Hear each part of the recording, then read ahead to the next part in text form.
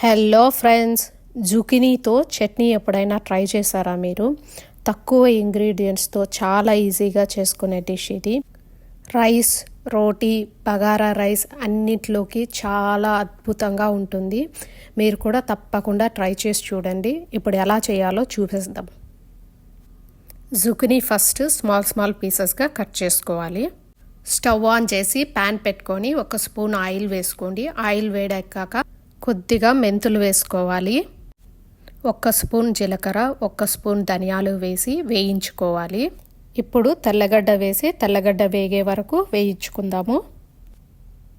ఇప్పుడు green chillies వేసుకోవాలి. Green chillies వేగిన తర్వాత శనగపప్పు వేసి వేయించుకోవాలి. శనగపప్పు వేయడం వల్ల చట్నీ టేస్ట్ చాలా బాగుంటుంది.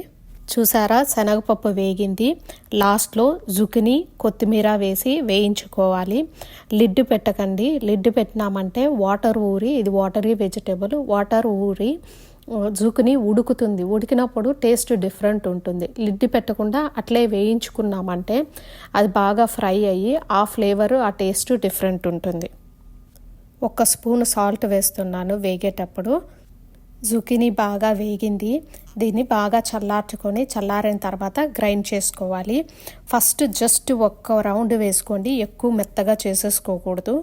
ఇలా జస్ట్ 1 రౌండ్ గ్రైండ్ చేశాక ఇప్పుడు దీంట్లో పచ్చి చింతకాయ తొక్కు వేస్తున్నాను. ఇది చట్నీకి ఎక్స్ట్రా ఫ్లేవర్ ఇస్తుంది. ఇప్పుడు ఇంకో రౌండ్ గ్రైండ్ చేసుకోండి. ఎక్కువ మెత్తగా చేసుకోకూడదు, కోర్స్గా గ్రైండ్ చేసుకోవాలి. పచ్చళ్ళు ఎప్పుడు కోర్స్గా గ్రైండ్ చేసుకుంటేనే అప్పుడే దాని టేస్ట్ చాలా బాగుంటుంది. చింతకాయ తొక్కు మీ దగ్గర లేకపోతే మీరు మామూలుగా చింతపండు వేసుకోండి. చింతపండు వేసుకున్నా కూడా ఆ టేస్ట్ అంతే బాగుంటుంది.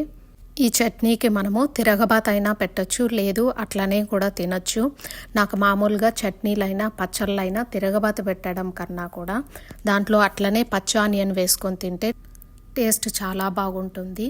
మీరు కూడా ఈ చట్నీ ట్రై చేసి చూడండి. ఎలా వచ్చిందనేసి నాకు కమెంట్ బాక్స్లో మెన్షన్ చేయండి.